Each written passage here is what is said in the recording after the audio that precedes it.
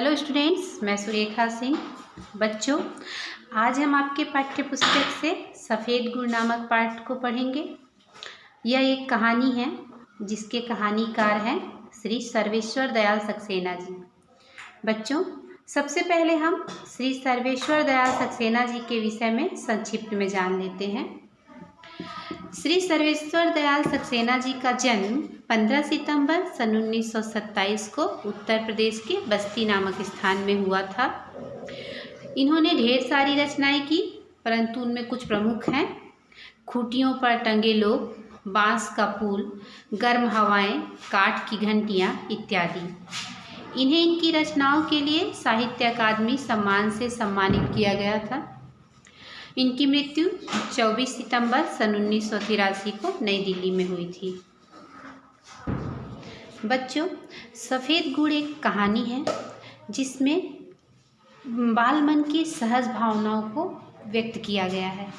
बाल मन की भावनाएं जिनका निर्माण उनके घर, परिवेश, माता पिता और दादा दादियों की द्वारा सुनाई गई कहानियों के जरिए होता है। किसी बच्चे में किसी बच्चे के संस्कार, उसकी भावनाएं, बहुत कुछ उसके घर, उसके परिवेश, उसके माता पिता द्वारा सुनाई गई कहानियों पर निर्भर करते हैं। कहा जाता है कि किसी व्यक्ति के जीवन का आधार जो है उसका बचपन होता है। बचपन में जो गुण, जो संस्कार, जो आदतें, जो भावनाएं किसी बच्चे के मन में विकसित होती हैं, वे आदतें, वे गुण, वे संस्कार जीवन भर उस व्यक्ति में बने रहते हैं और वही उसके जीवन का निर्माण करते हैं। किसी बच्चे के व्यक्तित्व के निर्माण में उसके परिवार, उसके घर, उसके आसपास के वातावरण का बहुत बड़ा योगदान होता है, परंतु उसके व्यक्तित्व के निर्माण में जो सबसे अहम भूमिका जिसकी होती है वह होती है उस बच्चे की माँ। माँ की भूमिका किसी भी बच्चे के जीवन निर्माण में बहुत अधिक महत्वपूर्ण होती है। जैसे आपने वीर शिवाजी का नाम सुना होगा। कहा जाता है वीर शिवाजी इतने अधिक वीर और निडर थे कि उनके नाम के साथ ही वीर जो शब्द है वो जुड़ गया था।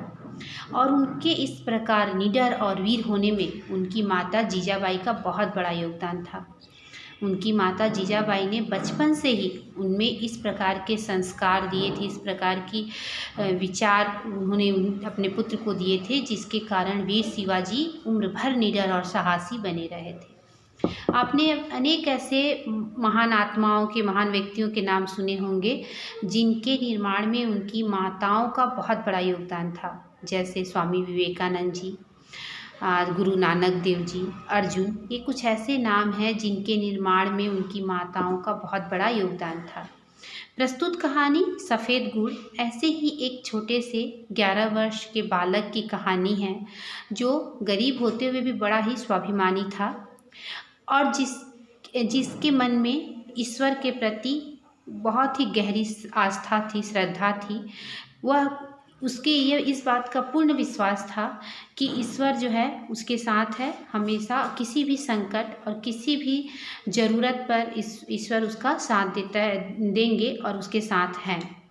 यह भावनाएं जो हैं वो उसमें स्वतः ही नहीं आई थी, बल्कि इस प्रकार की भावनाएं जो हैं उसकी माँ के द्वारा सुनाई गई कहानियों और उसकी माँ के द्वारा बताई गई बातों से उस बच्चे में उत्पन्न हुई थी। और वो उस बच्चे में इस बात की जो यह भावना जो है अत्यधिक गहराई से उसमें विद्यमान थे कि ईश्वर हमेशा उसके साथ में है और हमेशा उसका साथ देंगे। तो इसी तरह की कहानी इसी तरह के बाल मन की इस भावनाओं को व्यक्त करता हुआ जो एक कहानी है सफ़ेद गुड़ है। तो चलिए सबसे पहले हम कहानी को पढ़ेंगे और समझेंगे। दुकान पर सफ़ेद गुड़ रखा था, दुर्लभ था। उसे देखकर बार बार उसके मुंह में पानी आ जाता था। आते जाते वह ललचाई नज़रों से गुड़ की ओर देखता, फिर मन महसूस कर रह जाता। कहानी का प्रारंभ होता है कि दुकान पर जो सफ़ेद गुड़ रखा हुआ था जो कि दुर्लभ था। उस 11 वर्ष के बालक के लिए वह जो सफ़ेद गुड़ था वह दुर्लभ था। दुर्लभ का अर्थ होता है जिसे प्राप्त करना कठिन हो। दुर्लभ दो शब्दों से मिलकर बना है, दुर और लब। लब जो है मूल शब्द लब में जब दुर उपसर्ग लगा है तो वह शब्द बना दुर्लभ। तो दुर्लभ का अर्थ होता है जिसे प्राप्त करना मुश्किल हो या जिससे पाना कठिन हो, हम उसे कहते हैं दुर्लभ। तो उस बच्चे के लिए वह गुड़ दुर्लभ था। उसे देखकर उसका मन जो है बार बार जो उसे खाने के लिए करता, उसके मुंह में पानी आ जाता था। मुंह में पानी आना का अर्थ होता है लालच आना, किसी चीज़ के प्रति मन में लालच उत्पन्न होना, मुंह में पानी आ जाना। तो उसे देखकर उस बच्चे के मुंह में पानी आ जाता था, उसे लालच आ जाता था, वह उसे खाना चाहता था। आते जाते वह ललचाई नज़रों से गुड़ की ओर देखता और फिर मन महसूस कर रह जाता। वह अपने मन को यह मना लेता कि वो चीज़ उसे नहीं मिल पाएगी, अपनी इच्छा को ख़त्म करता और वहाँ से चला जाता। आखिरकार उसने हिम्मत की और घर जाकर माँ से कहा। माँ बैठी फटे कपड़े सिल रही थी।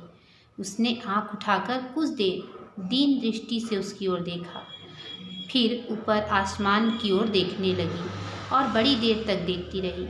बोली कुछ नहीं। वह चुपचाप माँ के पास से चला गया। जब माँ के पास पैसे नहीं होते तो वह इसी तरह देखती थी, वह यह जानता था। वह बालक, वह 11 वर्ष का बालक जिसे वह गुड़ को देखकर दुकान पर रखा हुआ देखकर जिसे बहुत लालच होती, जिसे खाने की इच्छा होती थी, वह बालक बड़ा हिम्मत करता है और अपने घर जाता है और माँ से कहता है, माँ मुझे सफ़ेद गुड़ खाना है। माँ उस समय बैठकर फटे हुए कपड़े सिल रही थी। वह आँख उठाकर उसकी ओर देखती है और थोड़ी देर तक दीन दृष्टि मतलब बड़ी ही बेचारी वाली दृष्टि से, एकदम दया भरी नज़रों से उसकी ओर देखती है और फिर ऊपर आसमान की ओर देखने लगती है, कुछ नहीं कहती। बच्चा वहाँ से चुपचाप चला जाता है। वह समझ जाता है कि उसकी माँ के पास पैसे नहीं हैं। जब भी उसकी माँ के पास पैसे नहीं होते उसे देने के लिए, वह इसी तरह देखती थी। यह बात वो बच्चा बहुत अच्छे से जानता था। वह बहुत देर तक गुमसुम बैठा रहा। उसे अपने वे साथी याद आ रहे थे जो उसे चिढ़ाकर गुड़ खा रहे थे। ज्यों-ज्यों उसे उनकी याद आती, उसके भीतर गुड़ खाने की लालसा और तेज होती जाती। एक आध बार उसके मन में माँ के बटुए से पैसे चुराने का ख्याल भी आया। यह ख्याल आते ही वह अपने को धिक्कारने लगा और इस बुरे ख्याल के लिए वह ईश्वर से क्षमा मांगने लगा। वह बालक वहाँ से अपनी माँ के पास से जाने के बाद कुछ देर तक गुमसुम अर्थात चुपचाप बैठा रहा और उसके जो वे साथी उसे याद आ रहे थे जो उसे चिढ़ा कर सफ़ेद गुड़ खा रहे थे। जब भी उन्हें उसके दोस्तों की याद आती जो कि गुड़ खा रहे थे तो उसकी जो खाने की लालसा थी, लालसा का अर्थ होता है इच्छा, उसकी जो इच्छा होती और अधिक तेज हो जाती और तीव्र हो जाती, वो और अधिक उसे गुड़ को खाने की इच्छा उसके अंदर बलवती होती। एक आध बार उसके मन में यह ख्याल आया, क्यों न माँ के बटुए से पैसे चुरा लिए जाए। और यह ख्याल आते ही वह अपने आप को धिक्कारने लगता है, अपने आप को कोसने लगता है कि उसके मन में यह ख्याल आया भी कैसे, और इस ख्याल के लिए वह ईश्वर से क्षमा भी मांगने लगता है कि मुझे क्षमा कर देना कि मेरे मन में इस प्रकार के बुरे ख्याल आए। उसकी उम्र 11 साल की थी। घर में माँ के सिवा कोई नहीं था। हालांकि माँ कहती थी कि वे अकेले नहीं हैं, उनके साथ ईश्वर है। वह चूंकि माँ का कहना मानता था इसलिए यह बात भी मान लेता था, लेकिन ईश्वर के होने का उसे पता नहीं चलता था। माँ उसे तरह तरह से ईश्वर के होने का यकीन दिलाती। जब वह बीमार होती, तकलीफ में कराहती तो ईश्वर का नाम लेती और जब अच्छी हो जाती तो ईश्वर को धन्यवाद देती। दोनों घंटों आंख बंद कर बैठते, बिना पूजा किए हुए वे खाना नहीं खाते। वह रोज़ सुबह शाम अपनी छोटी सी घंटी लेकर पालथी मारकर संध्या करता। उसे संध्या के सारे मंत्र याद थे उस समय से ही जब उसकी ज़बान तोतली थी। अब तो वह यह साफ बोलने लगा था। वह 11 वर्ष का बालक और उसकी माँ दोनों ही परिवार में अकेले थे। दोनों माता और पुत्र के सिवा परिवार में कोई नहीं था, लेकिन उसकी माँ, उस बच्चे की माँ हमेशा उसे कहती कि उनके साथ ईश्वर है। चूँकि वो बच्चा जो है अपनी माँ की हर बात मानता था, इसलिए वह यह मानता था कि उसकी माँ सच कह रही है, उनके साथ ईश्वर है। पर ईश्वर के होने का कोई उसे सबूत नहीं मिलता, उसे कोई उदाहरण नहीं मिलता, लेकिन चूँकि माँ कह रही है इसलिए सच ही होगा। इस कारण ईश्वर पर उसकी बड़ी गहरी आस्था थी। वह सुबह शाम भगवान की पूजा करता, घंटों भगवान का नाम लेता और संध्या करता। संध्या के सारे मंत्र जब वह छोटा था तब से ही उसे याद थे, और अब तो वह बड़ा हो गया था, अब तो वह साफ बोलने लग गया था। वे एक छोटे से कस्बे में रहते थे। माँ एक स्कूल में अध्यापिका थी। बचपन से ही ऐसी कहानियाँ माँ को सुनता था जिनमें यह बताया जाता था कि ईश्वर अपने भक्तों का कितना ख्याल रखते हैं, और हर बार ऐसी कहानी सुनकर वह ईश्वर का सच्चा भक्त बनने की इच्छा से भर जाता। दूसरे भी उसकी पीठ ठोकते और कहते, बड़ा शरीफ लड़का है, ईश्वर उसकी मदद करेगा। वह भी जानता कि ईश्वर उसकी मदद करेगा, लेकिन कभी इसका कोई सबूत उसे नहीं मिला। वह 11 वर्ष का बालक और उसकी माँ दोनों एक कस्बे में रहते थे। कस्बे ऐसे स्थान को कहा जाता है जो गांव से थोड़ा बड़ा होता है और शहर से छोटा होता है।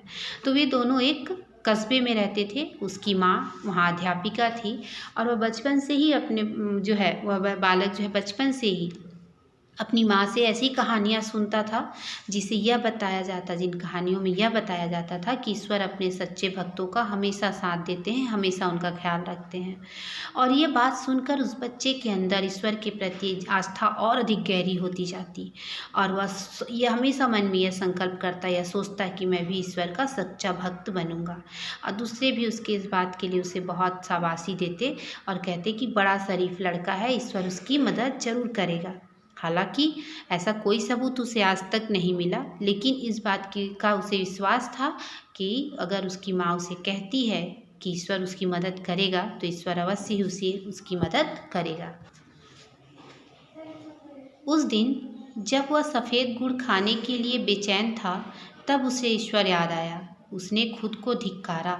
उसे माँ से पैसे मांगकर माँ को दुखी नहीं करना चाहिए था। ईश्वर किस दिन के लिए है? ईश्वर का ख्याल आते ही वह खुश हो गया। उसके अंदर एक विचित्र सा उत्साह आ गया, क्योंकि वह जानता था कि ईश्वर सबसे अधिक ताकतवर है। वह सब जगह है और सब कुछ कर सकता है। ऐसा कुछ भी नहीं जो वह न कर सके। तो क्या वह थोड़ा सा गुड़ भी नहीं दिला सकता उसे, जो कि बचपन से ही उसकी पूजा करता आ रहा है, और जिसने कभी कोई बुरा काम नहीं किया, कभी चोरी नहीं की, किसी को सताया नहीं। उसने सोचा और इस भाव से भर उठा कि ईश्वर उसे जरूर गुड़ देगा। अब वह बालक जब उसके अंदर ईश्वर के प्रति ईश्वर का ख्याल आता है, तो वह यह सोचता है कि उसने बेवजह ही माँ से पैसे मांगकर उसे दुखी किया। उससे तो सफ़ेद गुड़ ईश्वर से मांगना चाहिए था, क्योंकि ये ईश्वर तो सबसे ताकतवर है और उसे वह सब कुछ कर सकता है। तो क्या अपने उस भक्त को वह गुड़ नहीं दिला सकता, जो कि बचपन से ही उसकी पूजा कर रहा है और उसने कभी कोई बुरा कार्य नहीं किया। इस प्रकार की जो भावनाएं हैं उस बच्चे के अंदर उत्पन्न होती हैं कि ईश्वर उसे जरूर गुड़ देगा। वह तेजी से उठा और घर के अकेले कोने में पूजा करने बैठ गया। तभी माँ ने आवाज़ दी, बेटा, पूजा से उठने के बाद बाजार से नमक ले आना। उसे लगा जैसे ईश्वर ने उसकी पुकार सुन ली है, वरना पूजा पर बैठते ही माँ उसे बाजार जाने को क्यों कहती। उसने ध्यान लगाकर पूजा की और फिर पैसे और झोला लेकर बाजार की ओर चल दिया। बच्चे के मन में जैसे ही यह भाव उत्पन्न हुआ कि ईश्वर उसकी मदद करेगा, ईश्वर उसे गुड़ देगा, उसने तुरंत घर के कोने में वह पूजा करने बैठ जाता है। और उसकी माँ उसे उसी समय आवाज़ देते हुए कहती है कि बेटा, पूजा से उठने के बाद बाजार से नमक ले आना। अब उस बच्चे के मन में यह भाव आता है, ऐसा लगता है मानो ईश्वर ने उसकी प्रार्थना स्वीकार कर ली है। नहीं तो मैं जैसे ही पूजा पर बैठा, माँ ने बाजार जाने के लिए क्यों कहा। उस बच्चे को ऐसा लगता है कि मानो ईश्वर जो है उसकी इच्छा पूरी करने के लिए ही उसे संकेत दे रहे हैं। वह पूजा समाप्त करता है, ध्यान लगाकर पूजा करता है। पूजा समाप्त कर पैसे और झोला लेकर बाजार की ओर चल देता है। घर से निकलते ही उसे खेत पार करने पड़ते थे, फिर गांव की गली जो ईंटों की बनी हुई थी, फिर बाजार की ओर चल दिया। जब वो बच्चा घर से निकलता है तो बाज़ार जाने के लिए उसे खेत और गांव की जो गली है उसे पार करना पड़ता था, और बच्चा जो है उन्हें पार करके बाज़ार की ओर चल पड़ता है। तो बच्चों, इस वीडियो में हम सफ़ेद गुड़ पाठ के इतने ही भाग का अध्ययन करेंगे। पाठ के शेष भाग का अध्ययन हम अगले वीडियो में करेंगे। धन्यवाद।